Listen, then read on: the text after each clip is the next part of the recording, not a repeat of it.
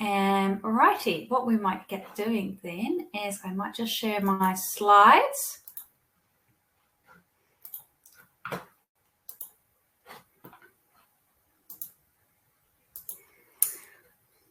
Awesome. So a little bit of housekeeping. In your screens, you should have a chat option and a question and answer option at the top there. If you can, please try and pop your questions in question and answer, but I will check the chat periodically just to make sure that I haven't missed any questions. But it does flag it differently for me, so that would be really great if you can pop it in question and answer.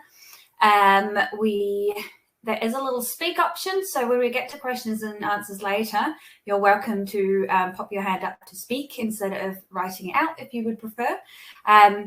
But yeah, I think we're all ready to get started. How many people have we got joined with us? That's about right for how many people usually join us live. And we shall get started then. So this evening is about preparing for veterinary visits with your cat. So it's more about what you can do as owners and people taking cats to the clinic to make the visit as less stress as possible. So we will get started. I'm really excited about this subject. Jiminy is going to be featuring a fair bit because I've done a lot of work with Jiminy to get him comfortable around things like the carrier. So I'm hoping that you will recognize him. This isn't him, but he is in the next slide here. This is Jiminy. So just a little bit about who I am. So I am originally a veterinarian. I'm mixed practice for 6 years. And then in the last year and a half, I started Veterinary Behaviour Services NZ, did some big exams in veterinary behaviour and started offering behaviour consultations. So I cover the Waikato. I also go to Tauranga, Bay of Plenty area and Auckland once a month at the moment too. So if you have cases that are animals that you need some help with, I am your person to talk to. I will talk a little bit more about my services later, but we won't let that take up too much time. Let's get going, shall we? So our plan for this evening is to start off, we're going to talk about fear, anxiety, and stress in our cats and how we can recognize that. I do have an entire webinar that I did before on cat body language. So if you want access to that, that is on YouTube. If you search Veterinary Behaviour Services, you should be able to find the cat body language webinar. We're going to talk about the carrier, and that's going to be quite a big topic, actually. We'll probably sit there for a little while. I've got 2 videos to go with that. The car trip, what we could do in the waiting room to try and minimize stress, the exam room. Actually, cats, an important part of this is actually when you return home and what you do when you return home. Some handling preparations, and specifically how we pair that with positive things and also how we can help our kittens have a really good head start. And I've also got some supplements and aids we can use to help them with the stress as well. So, all right, so let's get started, shall we? So this diagram here and on the next slide, I've split it in 2 so we can see it a bit easier, is from these people, Fear Free Pets. So they've got 2 websites, fearfreepets.com, which is for professionals, and it has a certification, so a fear-free certification for vets, techs, all the professionals actually, and also groomers and trainers. It's a really great source of information as well. They also have Fear-Free Homes, which is a source that will help you guys as cat owners as well. It's got a lot about stress and recognizing it and how we can make our homes as stress-free for our animals as possible. I'm going to fall over the stress words a few times. So this diagram and little picture of the cats in it is a really useful way for us to recognize fear, anxiety, and stress in our cats. Again, I would refer you back to the webinar that I did previously for a much more in-depth discussion about cat body language. But I'd like you guys to know that if you can recognize fear, anxiety, or stress in your cats, then we can help them with it, and we can actually figure out what does make them specifically stressful and reduce that for them. So this is where we want to be ideally. So we've got our green and we've got levels of 0, 0.5 by the look of it, and 1. So that's FAS is fear, anxiety, and stress levels. So green levels, sleeping, neutral, and a friendly greeting. If you guys have seen the cat that rubs its face on you and it's got its tail with the hook over the end, that's a really friendly greeting behavior. If I get a cat in the clinic that does that, I'm like, oh, fantastic. He's happy, he's chilled, he's walking around, rubbing himself on things. Often it's actually more that half level. So they're actually looking around and they're a little bit alert and a little bit tense and sort of a bit confused as to what's going on. That's normal in the vet clinic. We'd expect them to be, a lot of cats to be looking around and wondering what's going on.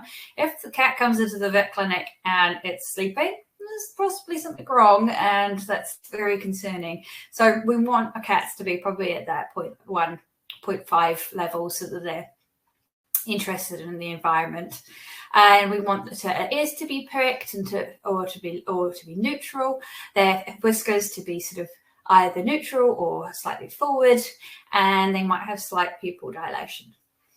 So the first signs that we see of some stress are avoiding of eye contact, partially dilated pupils, their head just slants slightly downwards, so its nose is tipped downwards. Sometimes we see them, they bring their tails close to their body and they might tuck it around themselves. And you might see some slight flicking at the end of the tail. So that's our first signs of being a little uncomfortable. And then we're going into the yellow, which is moderate, and then severe signs of fear, anxiety, and stress. So our moderate signs of stress, we've got the ears to the side, the eyes are a little bit more dilated, but not completely dilated. They might be, their brow might be a bit furrowed, and their whiskers might be tucked back, and their body tends to be sort of tense and sort of lean away from us. I often find cats will lean into their owners and try and tuck their head underneath their arm. And I would call that yellow, moderate signs of fear, anxiety, and stress. And then we've got our severe signs. So actively trying to escape, the pupils dilated, their whiskers are back, their tail might be down and bottle brushed. So they either tend to go into the flight or fight, or the freeze and fret. So a lot of people go, oh, he's so good at the vet clinic because he just doesn't move. Often they're actually frozen and they're actually pretending nothing is happening. And please don't hurt me. So that is our FAS level 4 there, that cat with his tail curled around himself. And the severe signs up the top. So we want to be backing off well before we get to that. So we've either got offensive, which is defensive aggression, actually coming forward to attack, or defensive, so they're usually at the back of the cage and trying to protect themselves like this. That's severe signs of stress, and we don't want to be handling a cat like that. We can make that a lot worse, and it could be very dangerous for us. So being aware that if we keep an eye and look for those lower signs of stress, we won't get escalation to this.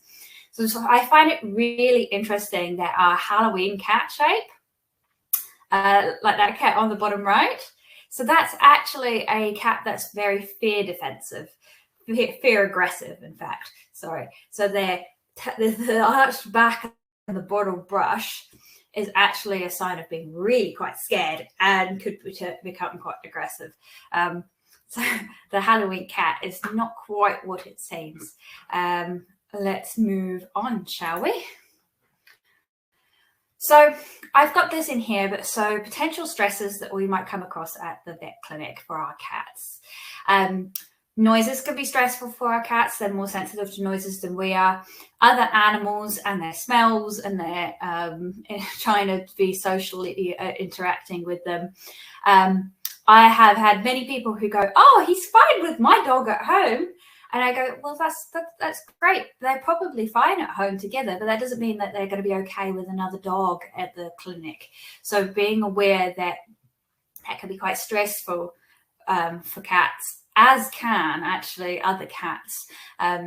So cats often have a very select few other cats that they're able to cope with socially. So being able to understand that just because there's another cat there doesn't mean that we want to interact with them.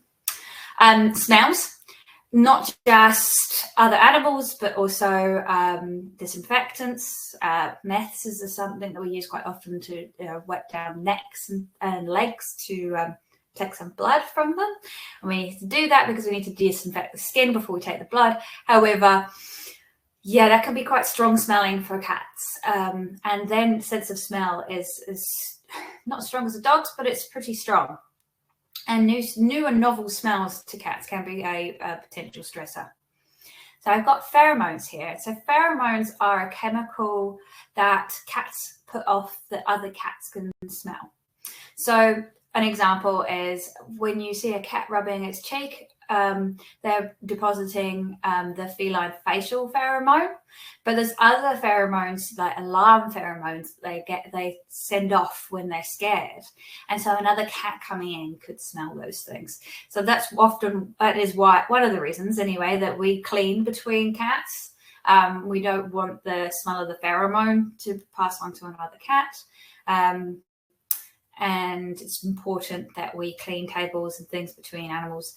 So being aware that that might be a stressor when you go into the vet clinic as well. Handling, of course, it can be quite stressful for cats, as can the fact that we're going into the vet clinic. So it could be that they're there because they have a painful or medical condition. So being aware that that is also a stressor for our cats. So how can we relieve those stresses? I'm actually going to go back to when does the first time that a cat can become stressed?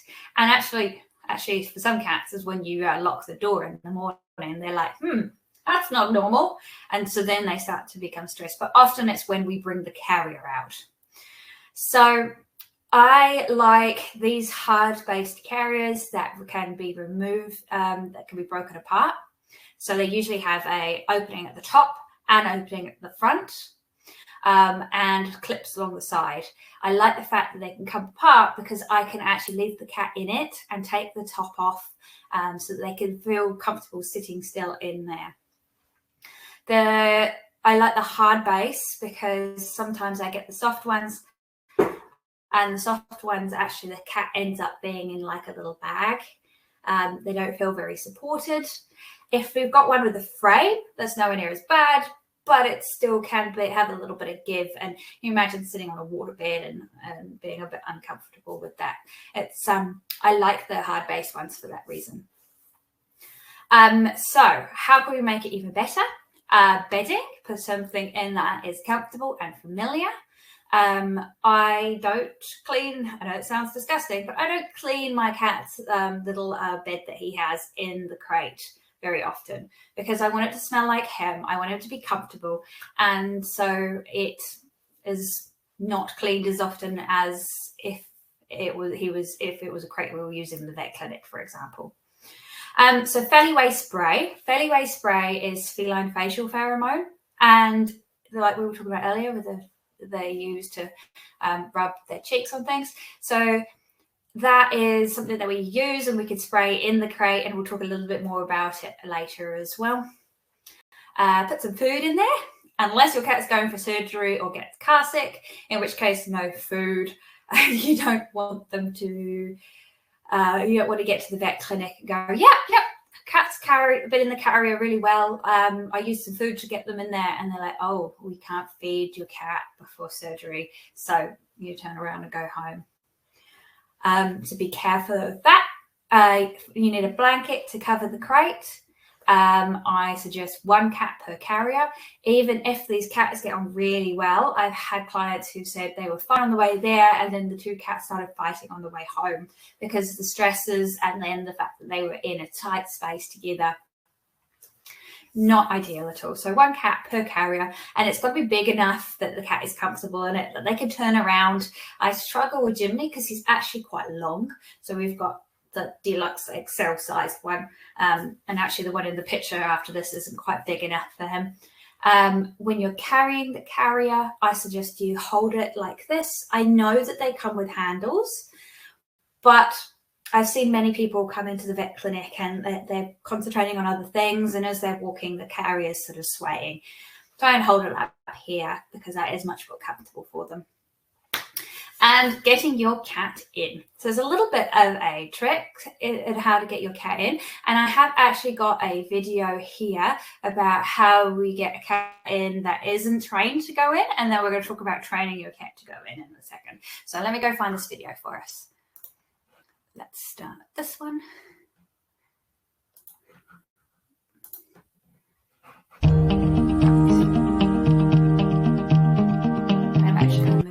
Cat is going to the veterinary clinic and the vet has asked for food to be withheld, and or the cat suffers from travel sickness, it is best to omit the food treats.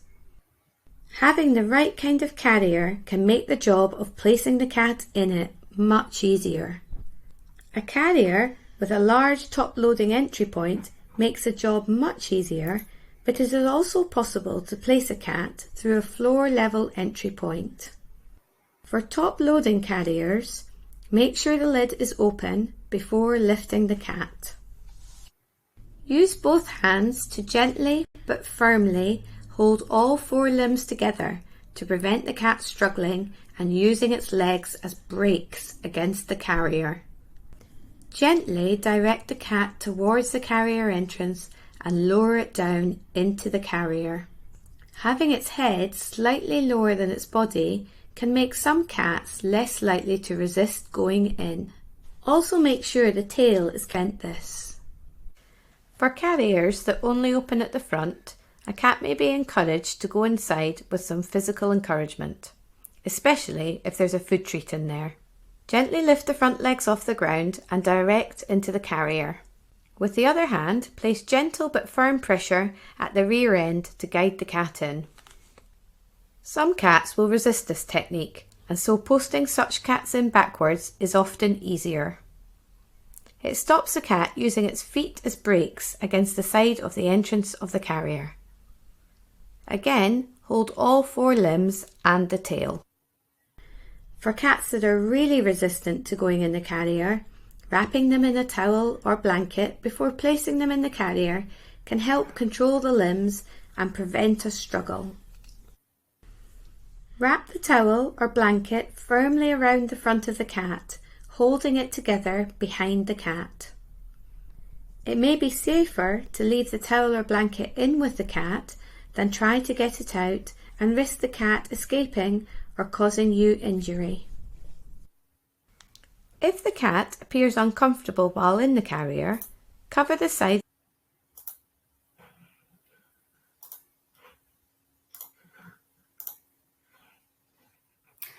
So I thought about talking to you guys and talking you through that, and then I found that video and thought it was fantastic about how you would step by step figure out what works best for your cat when we do need to get them into the carrier when they haven't been trained to do so. So there are lots of things that we can do before we have to put them in like that, is that we could actually teach them to go into the carrier. So here are some of the things that I do to reduce stress around the carrier. So mine is out all the time. All the time. It's in a ideally elevated, because cats like to go up high, but make sure it's not on a rocky surface, quiet area with a nice warm bed in there. So Jimmy will actually go in there and sleep, which is quite adorable. Also, as you can see here, he's wanting me to go and play with him, as in train him to go in and out of the crate. So he and I actually have sessions where he, and I'll show you in the video in a second, I've taught him to touch his nose to my hand, to my finger, in fact. And when he touches, first off, it was just a touch your nose to my finger, and I used a little clicker to mark the moment that he did the right thing. And then that would be followed up by food. So then that started to be around the crate, and then going, it was actually just with half the crate, and he was trained to go in just on top of the half the crate, and then eventually we worked up to going in with the crate completely closed, and also to close the door. So I'll show you a little bit of that video too.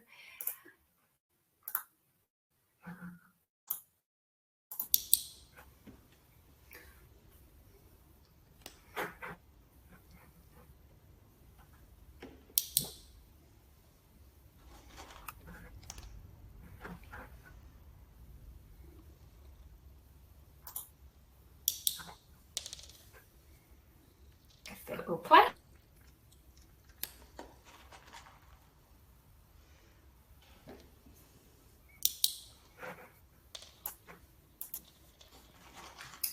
Let me try this again.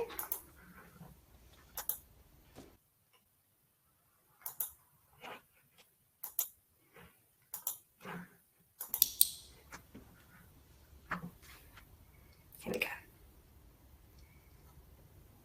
Jiminy's already in the crate at the moment, so I was working on just being able to close the door.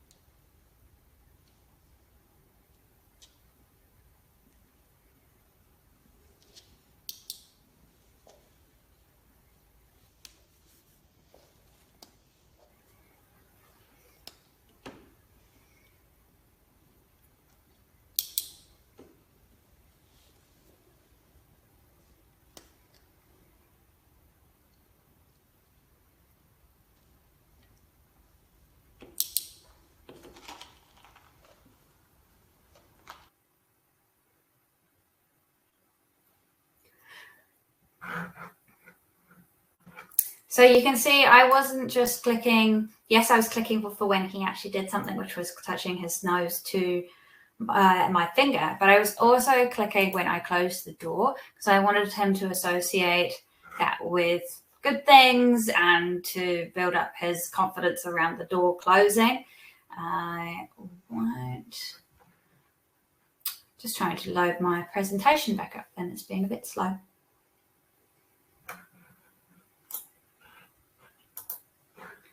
Here we are.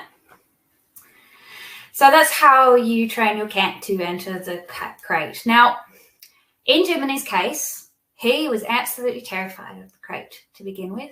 So it took a bit of time. It was left out so he could go in there and mark it and get used to it being a new object, because quite often with our cats, the crate is just only brought out from the garage usually when we need it. So changing it to it being part of his ordinary world was a really big thing. And then I started building positive associations with the crate by he was fed by it, he was fed in it eventually. I put catnip and I put toys and the treats around it so that when he investigated the crate, he got good things from it. Jiminy is very food motivated, so it was quite easy to train him to touch his nose to my finger. Some cats aren't, in which case you could use something like play if that's what they prefer. But most cats are trainable, and you can build up to being able to go, Jiminy, go on into the crate, and they should be able to. If you have any questions about that, please pop them. I'd really like to talk to you about cats, and I think cat training is not seen as, it doesn't happen a lot, but there are some very well trained cats out there and they can do lots of tricks and they're just as clever as dogs. So please, if you have any questions about cat training, I can send you to some resources that will be reviews. Cat training. So moving on to the drive. So the crate really needs to be secure. So strap the crate in with a seatbelt, or pop it behind the passenger seat. Cover it with a towel if the cat prefers. Some cats actually don't like it as much, but it depends on the cat. Most cats, it's much more comfortable for them to be in the dark than to be able to see cars going past, for example.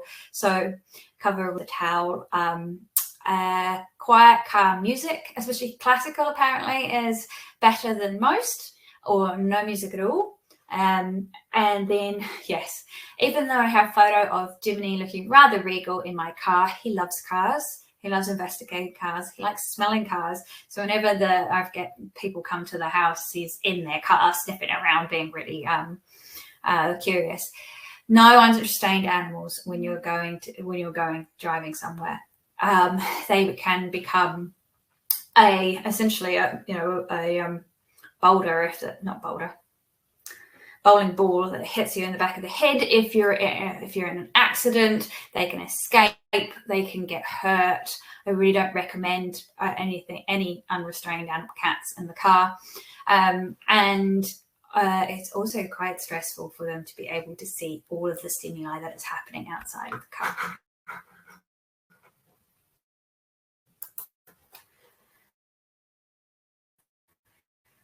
Right. So now we are in the waiting. So I thought this was a cat up in their crate high. And then I realized one thing when I started to put it in, and I thought, oh, well, I can still go in there. So the door's open.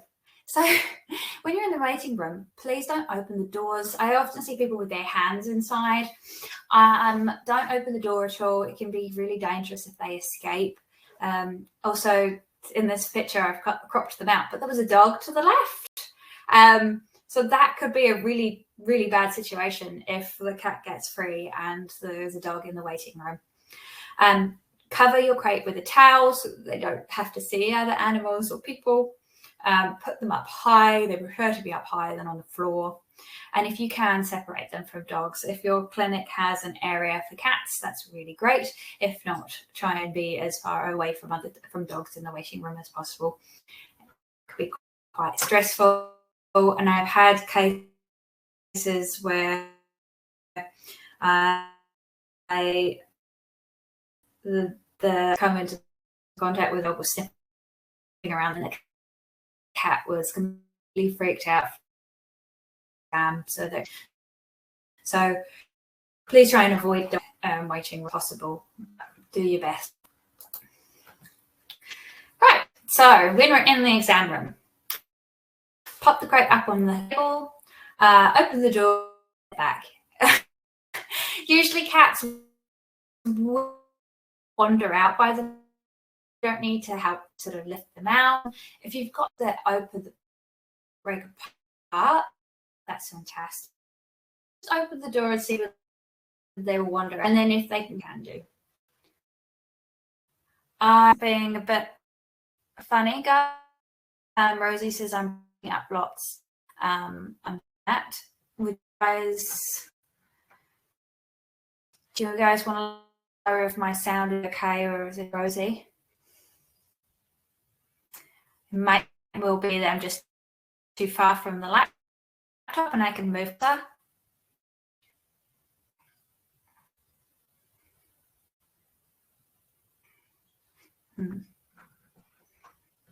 I will try my best to stay closer to the microphone. Right, so where were we? I'll start back at the beginning of this slide then, guys. You can't see the exam room slide. Caroline, you may have to refresh your screen. It should have moved forward. Right.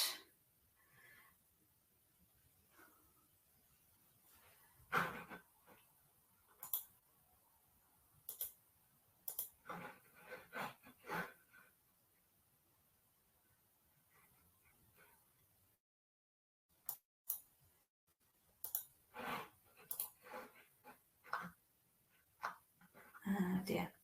I haven't moved for a few seconds, but all right. I'm really sorry, guys. I'll try my best.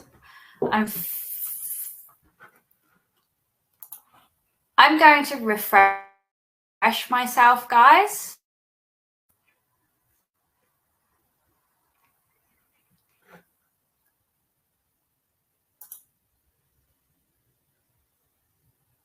All right, I'm going to type this in here as well.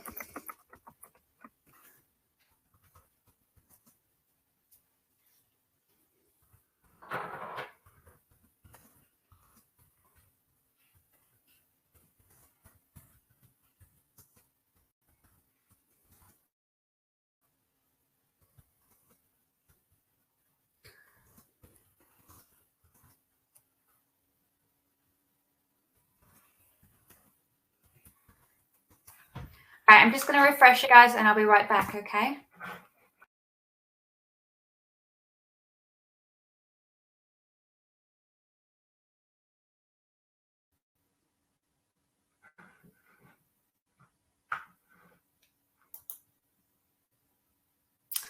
Okay.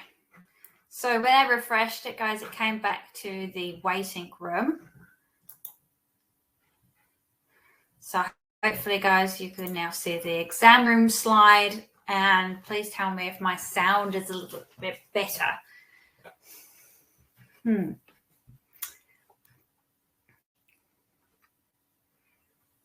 Awesome. Yay, working better. Thank you. Awesome. Okay. Hopefully, would you guys like me to go back a slide to the waiting room, or are you happy in the exam room? Perfect. Okay.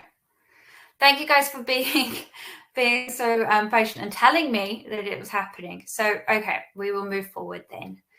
Exam room. So, awesome. Exam room is good. Thank you. Thank you, guys. Awesome. Right. The exam room. So pop your crate up on the table, open the door, and let your cat wander out at their own speed. Usually they come out within a few minutes. If they do need to, we can help them, but we're not going to tip them out. If we can take the crate apart, that's really helpful, because that means that they can stay sat on the bottom bit where they're comfortable. If I have to pull a cat out of a crate, I scooch my hands in underneath them, sort of pick up my fingers around their bottom or their front, whichever way is at the back, and slide them out. Now, it makes it a lot easier if you've got a towel or a bedding underneath them. So that makes it a lot easier for me to do, which is the other reason bedding would be really useful.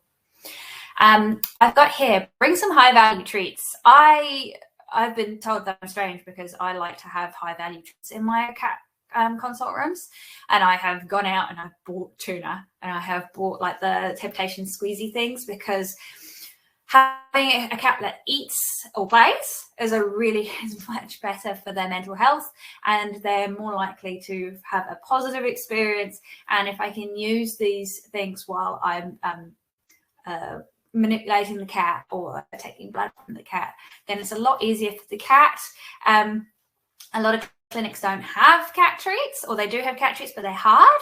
So often they don't really want to eat that. So bring your own and offer them to your cat in the consult room.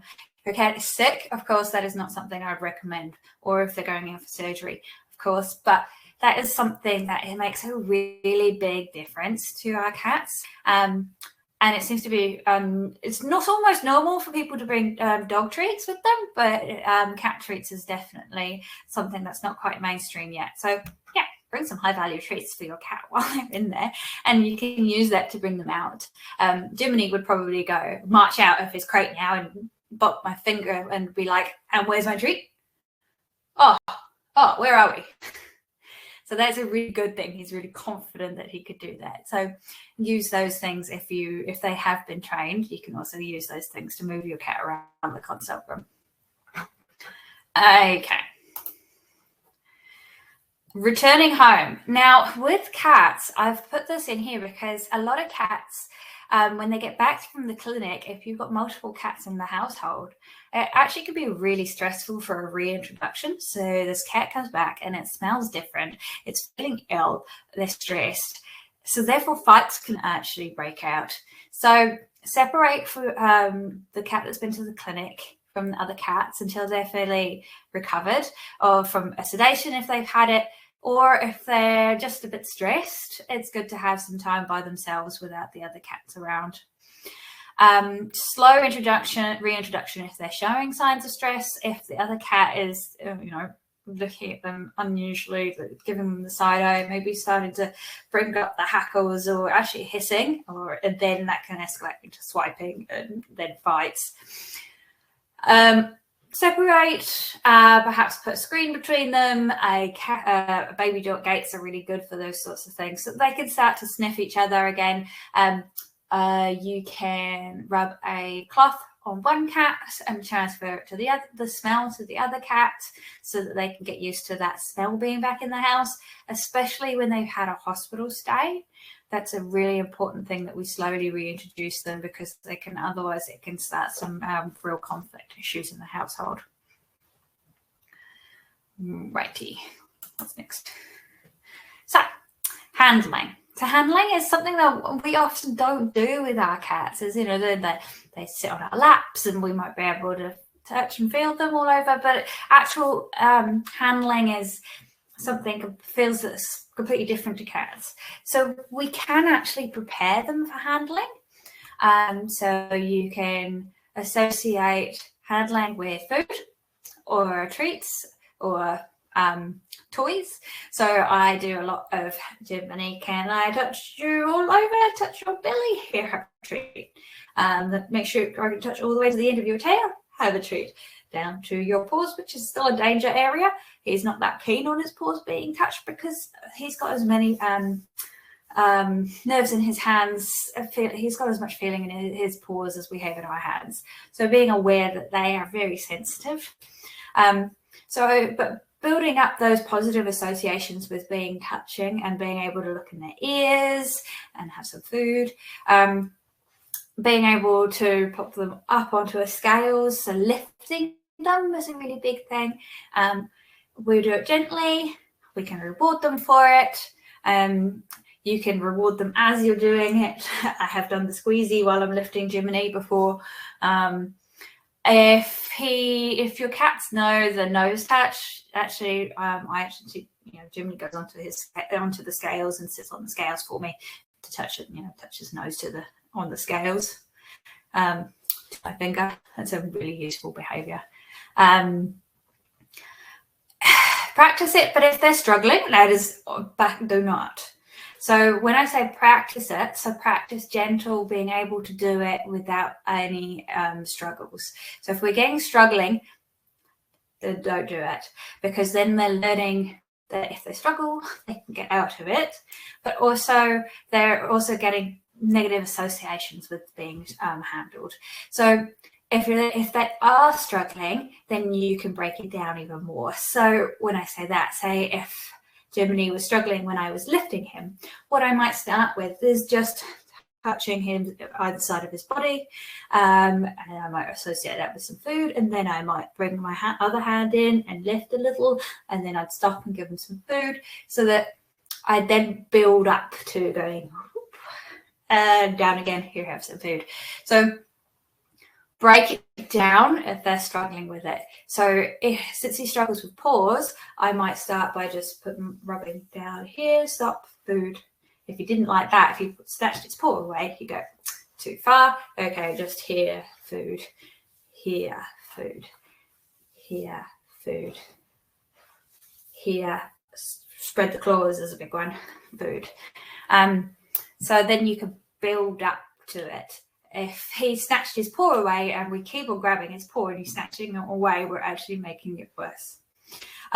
Pinching the scruff, just a little pinch, so that we can pretend to give an injection, because a lot of cats start to go, oh, I know what that means, especially if they have a lot of injections. So we can actually pinch the scruff. And Jiminy has now realised that I will do that. So I'll go pinch the scruff and he goes, and where's my treat? So that's a really good association instead of Jiminy also had a lot of surgeries. So I don't know whether you'll be able to see any of the photos, but he's got a bit of a wonky leg. He had a fractured leg when he turned up at the vet clinic originally as a stray. So he's had quite a few surgeries and he knew what injections were. And he did not enjoy them. So we've worked a lot with the needle, that needles are good things, please don't eat me. here, have some food. And it's actually been very successful. He's very good to inject most of the time, if I do it, and there's food involved. We're working on it. My poor husband is also a vet, and he is not comfortable giving him injections, but that's okay. We shall move forward. So, kittens. So there's a critical period, just like there's a critical period with puppies, there's a critical period in kittens between 3 and 7 weeks, where if we can get that handling in then, and get them comfortable with handling, is that we can really help them set them up for success. If we can make their first experiences going to the vet clinic really positive, then we can really build their confidence. They're overseas. I don't know whether we've got any in New Zealand. Correct me if I'm wrong. I think Jess may have done some in Auckland. That's just beer of Kiwi vet behaviour. But they do kitty kindies, which are like puppy preschools. So bring the kitten to the vet clinic, have a socialisation.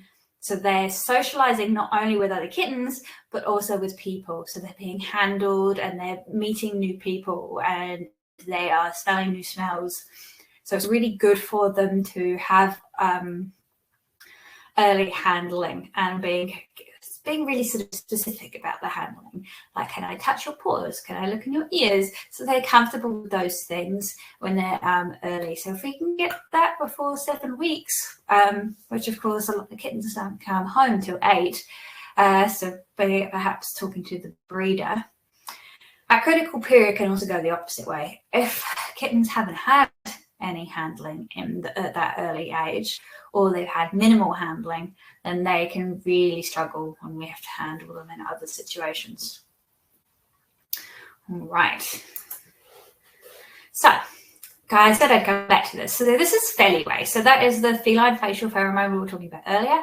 So it is what it makes them feel is feel at home. So it makes them feel like well, it's a safety thing. It feels like themselves. It feels like a calm situation. So it comes in a spray or a diffuser. So the diffuser we use at the vet clinic, you might see the sort of shape like this, sort of tan things, and they're plugged into plugs. So it has no smell, and it's a pheromone means that only other cats can smell it. So that means that we can use it anywhere and we shouldn't be able to smell the smell from it. It had the spray.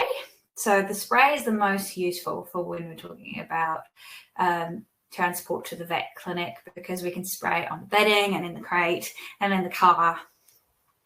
It's got an alcohol base. So I would recommend that you spray it 15 minutes before you put your cat in the crate, because the alcohol needs to evaporate. Otherwise it can be quite aversive. Which is the opposite of what we were trying to do. So make sure you spray it 15 minutes before you need it. So we've also got over-the-counter supplements. So I've got these 3 options, which I know are regularly used, and I'm going to talk about them separately. So we've got Carmex, which is tryptophan and L-theanine. So tryptophan is the precursor of serotonin, a happy neurotransmitter.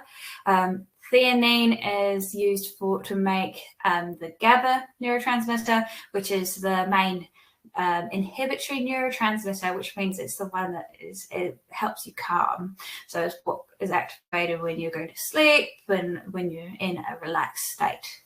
So Carmex is it's vet only, but it's over the counter. So you can buy it at the vet clinic, and it comes in tablet form or drop form, which is pretty useful.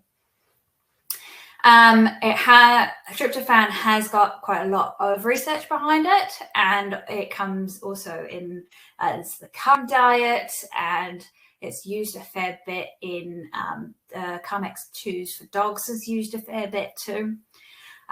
So it is a registered, recognized calming product, and so that is the one I would reach for first.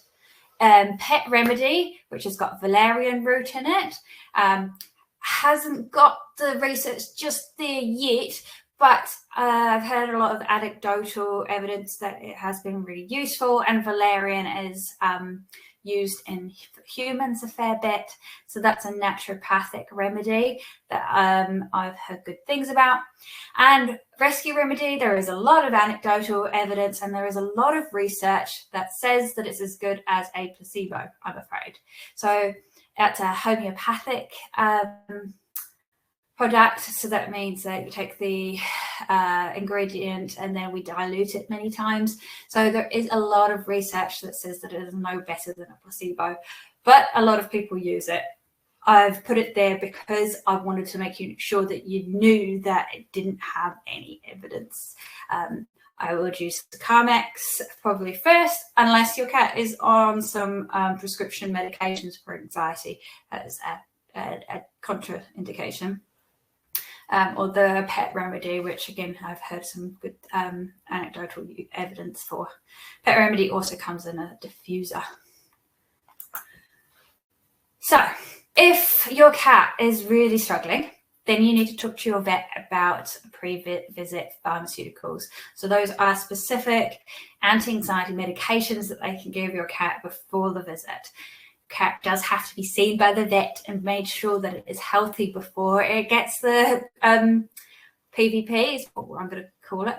So, but yeah, if your cat is struggling, talk to them about these, because there are ways that we can there's some that have a sedative effect, but mostly ones that have an anxiolytic effect, so that we can actually make the visit less stressful for them and help them learn better, because actually we want them to learn positive associations with the vet clinic. So be aware that those are options too. So this is my last couple of slides. This is just, if you guys have cat cases, they have cats that need help. I do inter-cat aggression cases, I do stress cases, I do lower urinary tract disease a fair bit. Cystitis is a big thing that I work with cat owners about. So there are a lot of diseases that actually come with stress in cats. So I offer phone consults, in-person behaviour consults, Zoom-based behaviour consults, which work really well for cats, one-on-one coaching and training. You can get me at that email down there, and I'm actually going to show you guys an offer, which is a discounted phone consultation. So usually my phone consults are $80. Tonight they are $50 for you guys. So therefore you can go to that little there's a webinar offer that will come through in your replay as well. So don't you worry about that. And before we go to questions, I'll just let you know that these are the webinars that are coming up. I've got the aggressive cat at the vet clinic, 10 biggest dog behaviour myths. So that is for everybody. That is the public one. Pain and behaviour. The two dark coloured ones are for professionals. Doesn't mean you can't come along. It's just that they are a paid one, and the blue ones are for the public. So there's going to be a Facebook live question and answer on barking dogs is coming up too. So yeah, let's have a look at questions. Rosie Rayner, would these help with handling once they're two? Are we talking about the PVPs, the sedation drug, not sedation drugs, the PVPs, which are anxiolytics, or are we talking about the supplements? The answer is yes, though. The pre-vet visit do best if they are given an hour before, well, it depends on the drug. It's usually about an hour before the vet visit. So that is really helpful to give it well before. So they've got the supplements do, yes, if they help the cat, because a lot of supplements you go, well, they didn't really help a lot. Same deal. If they're given beforehand, then it could be helpful. And again, help with handling once they're, yeah.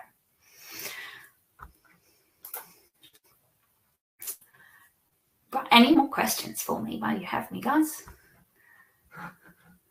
Thank you. I'm glad you find that educational and informative, guys.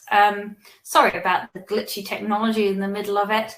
I think I've managed to do, no, I haven't managed to do any webinars without a single, just a teeny tiny little technical glitch. So, of course, we had to continue the tradition.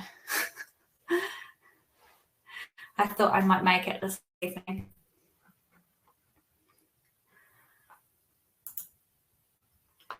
And I'm glad so many of us managed to come as well. So usually about 40% of people join, and it's closer to 50% tonight. So I'm glad you guys were able to make it.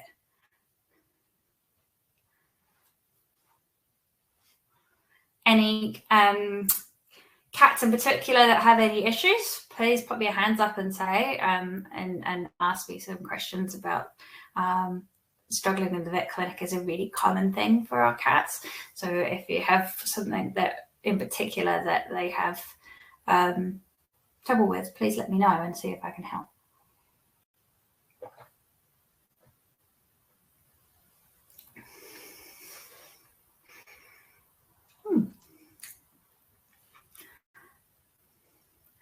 Thank you all. And I know a couple of you are vets here this evening. So if you do have any questions about PVPs or about long-term behavior drugs as well, I've got some previous webinars you're welcome to ask me about, and I can send you through the links for, send me an email. So I'll go back to my email here. Rosie Rayner, our cat bites when you touch his tummy. Okay, so lots of people think that a cat showing its belly is an invite to be touched. And they don't often like their bellies being touched. Gemini will flop down and stretch out like this. And if I went to touch his belly at that point, he escalates. He would definitely sketch me to pieces. I know it. So just because they're doing this doesn't mean it's an invite. And actually, it means I'm comfortable. And you could actually be breaking their trust by trying to touch their belly at that point. So yeah, actually, it's not an invite. And it's the biting is saying that very clearly. I didn't want that. Sorry, guys. The cat that fires out of the carrier and up the wall. Try and look in the carrier first. If it is doing the whole right the way to the back, really pressed against it, then maybe don't close the don't open it. If you've got a carrier that opens, that's got a bottom and a top half, you can slide a towel between the two, and then you can pop it over the cat, and then you can keep in the crate. It's a bit of a technical jimmy, put the towel in, and then you can bring your hands in at the front and hold cat while you lift the crate. If it's already halfway up the wall, it's a bit late, in which case let it go. Let it wreak destruction. I have been there. I lost a cat in our surgery room one day, and I remember things falling, and it was glass shelves, and it was horrendous. Poor cat was really, really stressed. It managed to find a hiding spot, and then we were able to put a towel over it and bring it out. But it was not fun for the cat at all. But if you can shimmy a towel in between, or if you don't have that and you have a front entrance, you can put it in and over and press the cat down. Often, if you can get the towel over them, you can just push them down. You're welcome, Rosie. Yeah, nets and towels, they, in that point, as your best options for catching that cat. Towels are a great preventative tool. I have had nurses tell me that I go through a lot of towels, and I go, yes, I do, because we were talking about alarm pheromones earlier. If I have a cat that has been wrapped in a towel and it's stressed, I won't use that towel. I don't want it to go to another cat that can then smell the pheromones. So I use a lot of towel wraps, like that one with that video earlier. But your Fit Caroline, the Sophia Yin book has got a lots of different options for towel wrapping. And then she's also got them all her videos. I think most of them are on YouTube now. So being able to wrap a towel around a cat in a gentle but firm way that then we can still access hind legs, tails, take temperatures. We can also take bloods and get to neck as well, because we take blood from the jugular, guys. So that would be where I would go to. Yeah. Caroline, does lowering the lights have light for birds? Yeah, I think it would. I can imagine bright lights would be quite. I should have included those on the stresses list actually. Yeah, cats like that dark hidey hole, so absolutely. I would say yes. Oh, somebody would like to speak. Caroline, did you want to talk still? I'm going to let you accept.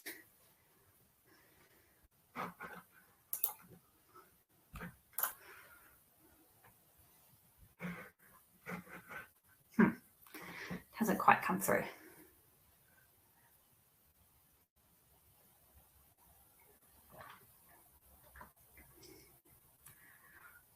Awesome.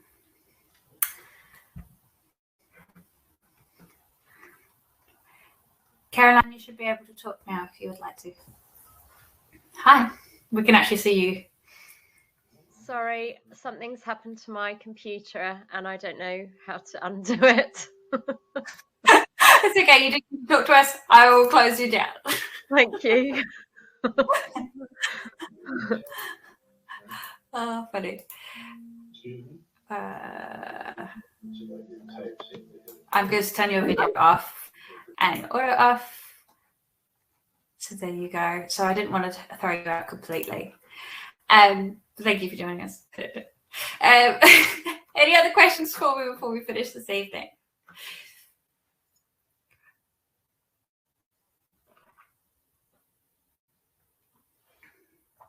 Awesome. Can you please repeat the towel lady? Sophia Yin.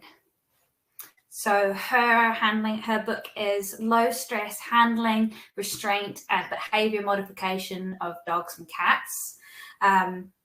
Yeah, it's an amazing book. And it also has a CD of videos in the back of it. Yeah, totally useful. It goes with me most places, honestly. Well, not to behavior consults, but if I'm going to a clinic, then it'll come with me. Yeah. Alrighty, I think we're all done for this evening then. Last call. And then the other thing is guys, phone calls. Professionals actually have an option to go on my website. You can actually click a free phone call for professionals, because I want to talk about any cases that you have that you want some help with. You can find me there. Awesome. You guys are all very welcome. I'm going to sign off for the evening then. Have a lovely evening and the rest of your week. The replay will come out tomorrow, and it will also have the link in it for phone calls if you would like that. I will talk to you all next time. Bye for now.